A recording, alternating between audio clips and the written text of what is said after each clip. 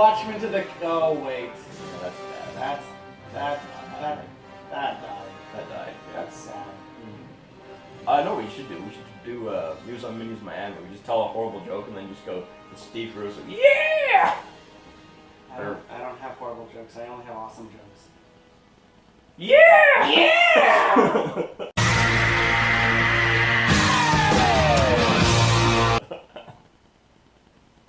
So we're here to talk about Conquest, the living card game. Play. What is a Conquest, the living card game? It's a Warhammer 40K card game done by Fantasy Flight. That's really great. Probably a textbook definition. So go for it. Fantasy Flight has made, I think it's like 7 living card games now at this point. What would you say separates this one from the pack? From the pack, I'd say this one's the way the speed of the game and the way the game is set up really separates it from the pack. Because you've got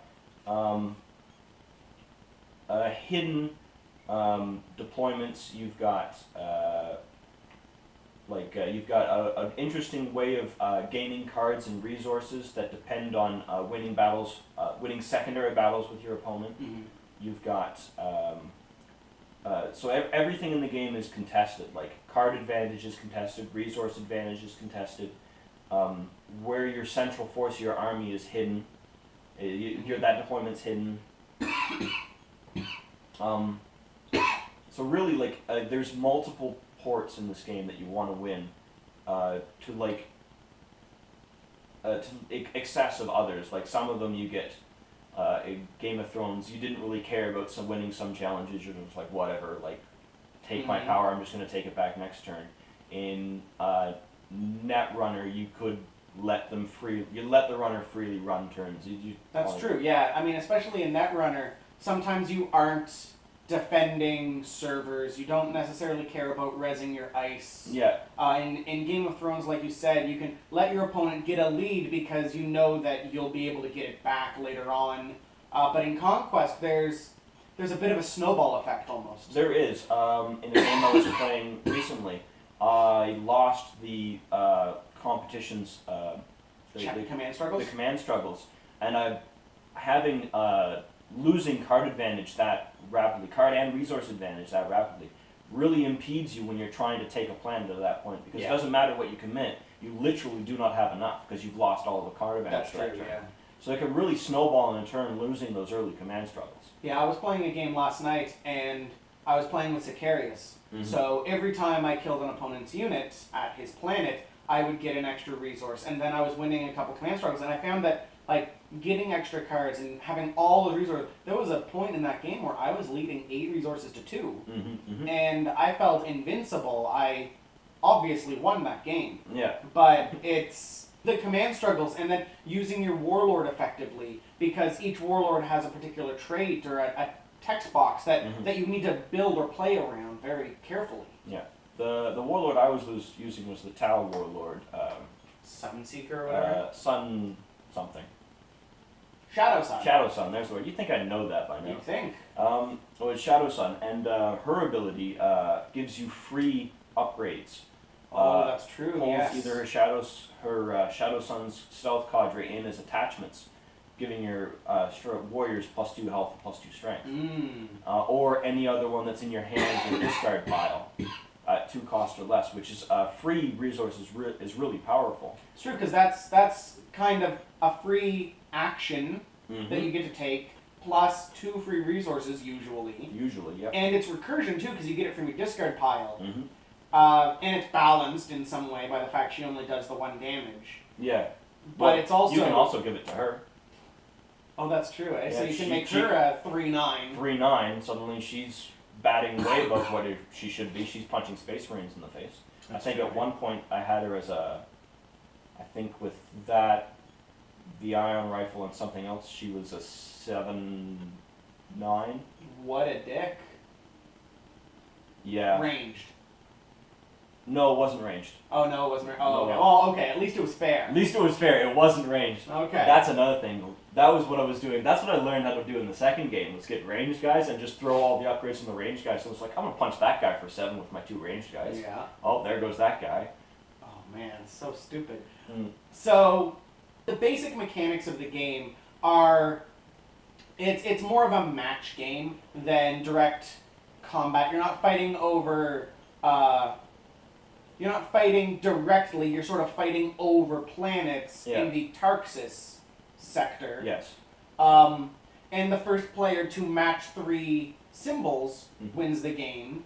Or you can also lose the game by emptying your deck, or by having your warlord defeated after he's been bloodied. Yep. So there's multiple avenues of victory.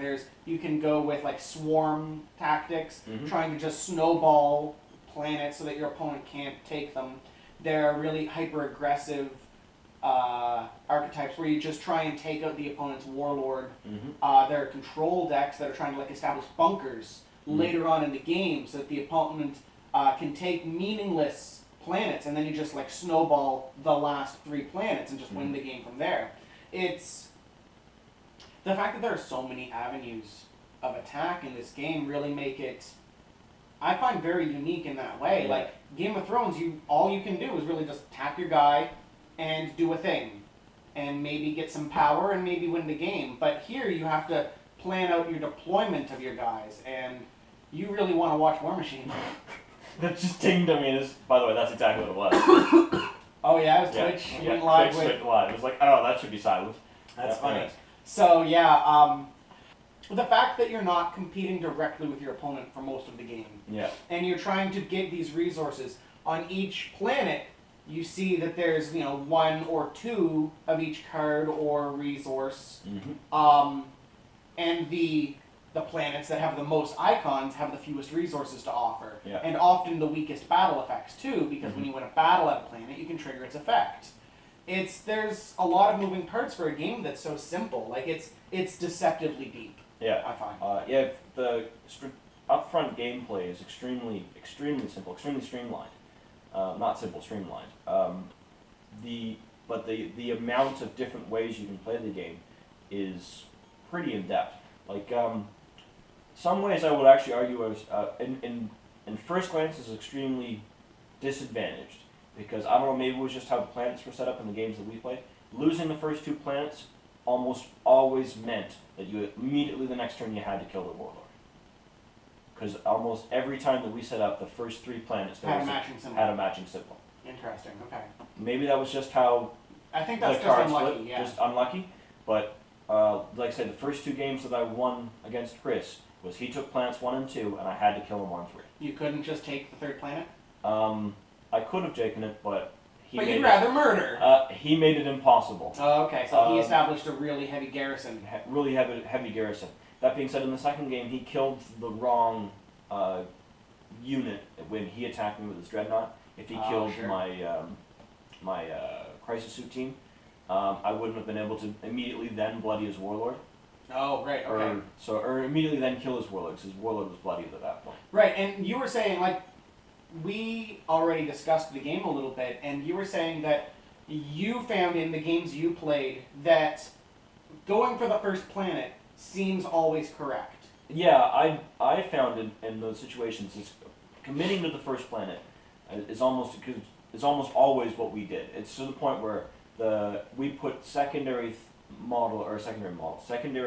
cards on other planets. Your hammers to get command struggles. Yeah, to get command struggles, and that's mainly just for card advantage. But for the most case, you're almost always committing your warlord to 1 because you want to keep taking the planet. That's fair. I mean, that's reasonable because the first planet is very important. However, I found in the game I played last night, I took the first 2 planets. They were both red. Like the first one was red-blue, and then the second one was just mono-red. And then the next 2 planets were both green. And I didn't care about those at all. So I just let my opponent take those planets. He'd just put a snotling down and just take it in the battle. And I'd be fine with that. I didn't care. But I established a huge garrison at Planet 5, which was the next red planet. Or initial Planet 5, which ended up being Planet 3 by the end of things. But he kind of tried to counter me by also deploying guys there. But then when we'd get to the point where we would have battles, I would just have such, like, I'd have a Land Raider, I'd have a speeder, I'd have uniques, I'd have tactical squads and veterans. Like, I'd have just a huge garrison, and he was orcs, mono orcs. He didn't have anything like, Doom or Exterminatus. Exterminatus in that case, or Warp Storm to really take out my guys. I was able to maintain that pressure. Yeah, like that's it. Like I said, my problem with going off for anything but the first planet is, well, I was just constantly afraid of Exterminatus in my game, because there was a couple points when he was also playing Space Marines, and he used Sicarius' Chosen to pull him a unit away, and then immediately Exterminatus it. He did that to, in our third game, he used that to great effect, pulling away. I had, again, had my Crisis Suit team, but this time I had it with the Stealth Suit. So it was a 5/7, big boosted guy. So immediately grabbed it, pulled it over with Sicarius' Chosen, immediately next play, Exterminatus that planet. Just to get it out of the battle, and then jumped that battle with his leader. Oh yeah, that's why you should have been allied with Eldar and just doom his HQ. And then just doom his HQ. Yeah, sadly no. We didn't play allies in that one. We probably should have, but used the ally matrix to put the two decks together. But we just played the solo. Yeah, I've only played solo games so far as well. I was on the fence when the game was being announced, like when they were doing the previews on the FFG website. I wasn't quite sure where the game was, because it felt an awful lot like it was just a matching game.